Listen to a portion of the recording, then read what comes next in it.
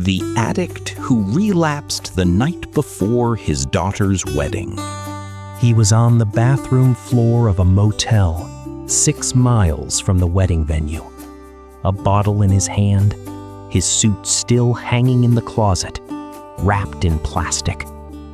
6 years. 6 years of sobriety chips. 6 years. 6 years of sobriety chips. 6 years of coins in his pocket he'd rub with his thumb during hard nights. Gone.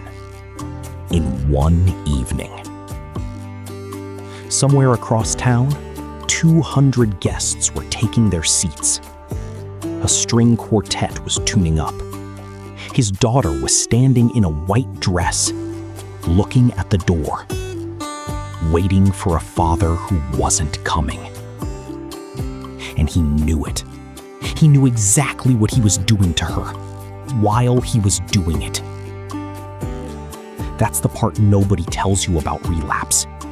It doesn't happen because you forget how much you'll lose. It happens even when you remember everything. This is a true story about a man who broke his own daughter's heart on the biggest day of her life. And what she did next is something every single person watching this needs to hear. Because some of you are on that bathroom floor right now. And I need you to stay with me until the end. His name was Mark, 51 years old. For 6 years, he'd been the guy everyone pointed to as proof it was possible. He sponsored 4 other men in recovery. He spoke at meetings. He had a job again, a small apartment, a relationship with his daughter, Emily, that he'd spent years rebuilding, one careful conversation at a time. See, Mark hadn't just been an addict. He'd been absent. For most of Emily's childhood, he was a name on a birthday card that showed up late, if it showed up at all. So when Emily got engaged and she asked him to walk her down the aisle, Mark said it was the proudest moment of his sobriety. But pride, it turns out, can carry its own kind of weight.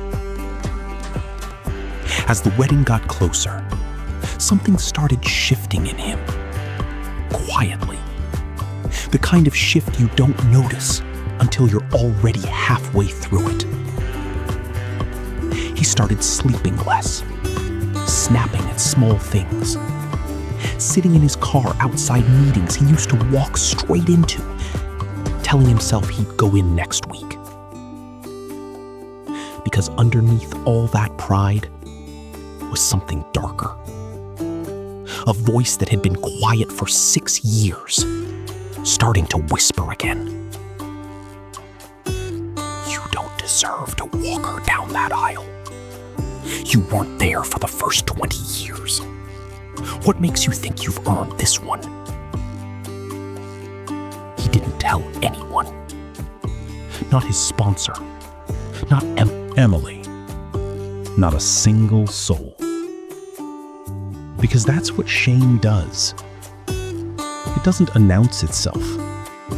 It just sits there in the dark, getting heavier, until one night, it's too heavy to carry alone. The night before the wedding, Mark checked into a motel instead of the hotel where the family was staying. He told Emily he needed quiet, told her he wanted to be well rested. What he actually needed was to be alone with the thing he was about to do. He sat on the edge of that motel bed for almost 3 hours, just staring at his phone, scrolling through pictures of Emily as a little girl. There's one photo he kept coming back to. Emily, maybe 6 years old, standing at a school Recital. Scanning the crowd for a father who never showed up. He remembered that night. He remembered exactly where he was instead. And somehow, staring at that photo the night before he was finally supposed to make it right, the shame didn't heal him. It convinced him he didn't deserve to. At 9:47 p.m., he left the motel and drove to a liquor store 4 blocks away. He'd tell people later he doesn't fully remember the drive. Just the sound of the bottle cap breaking the seal. That small, quiet click that undid 6 years in half a second. By morning, he wasn't answering his phone.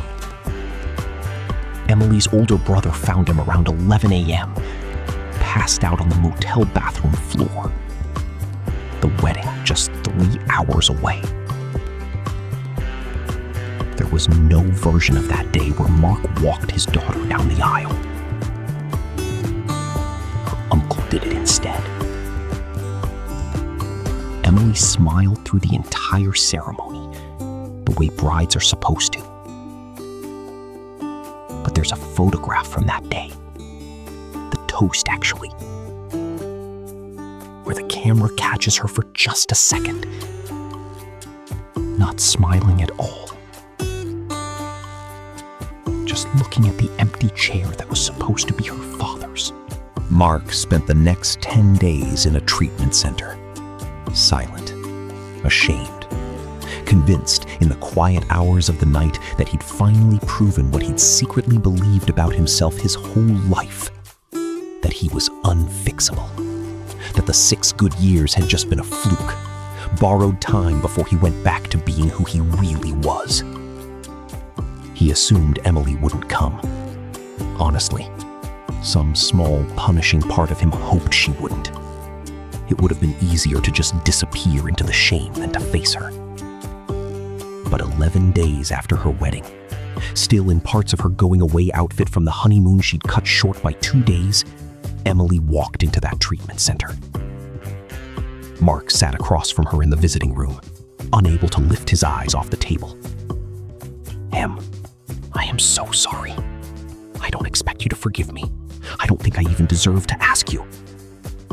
I'm not here to forgive you, Emily said quietly. Not yet.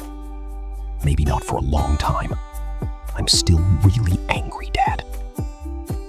Mark nodded, bracing for what he assumed was coming next. The goodbye. The line she'd rehearsed the whole drive over, but it never came. I'm here, she said instead, her voice steady even though her eyes were filling up. Because I'm not giving up on you. Those are 2 completely different things, Dad. I can be furious with you and still not walk away. Mark finally looked up at her. You missed the wedding, Emily continued, voice cracking now.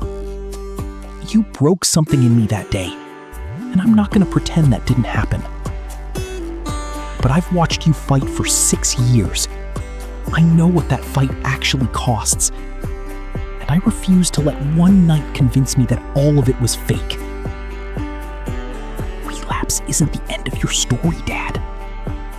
Unless you decide it is. Mark put his face in his hands, and for the first time since he was a boy, he cried in front of another human being without an ounce of shame attached to it.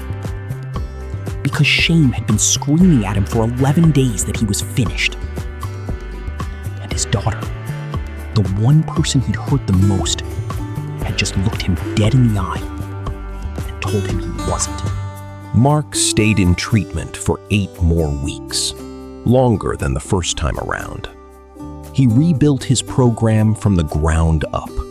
New sponsor, new meetings, and this time, brutal honesty about the pride and shame that had been quietly rotting underneath his sobriety the whole time. He learned something in those weeks that he tried to explain to every man he later sponsored. Sobriety was never actually about being finished. It was never a mountain you climb once and plant a flag on. It's a floor you keep choosing to stand on every single day, especially on the days it feels the hardest to stand on it at all. And relapse? Relapse doesn't mean the floor was never real. It means you stopped standing on it for a while. That's all. It's not a verdict. It's information. Emily visited every single week. Not because she'd forgiven him yet. That took time. Real time. Honest conversations. Therapy sessions they did together. But because she'd made a decision that day in the visiting room, and she wasn't going to let one relapse talk her out of it. Slowly, month by month, Mark rebuilt what he'd broken. Not by promising it would never happen again, but by showing up every day, proving it in small, boring, unglamorous ways that add up to something real. 1 year later, almost to the day, Emily and her husband planned a vow renewal. She told Mark the real reason months in advance, tears in her eyes as she said it. "I'm not doing this because our marriage needs fixing," she told him. "I'm doing this because you and I have unfinished business, Dad.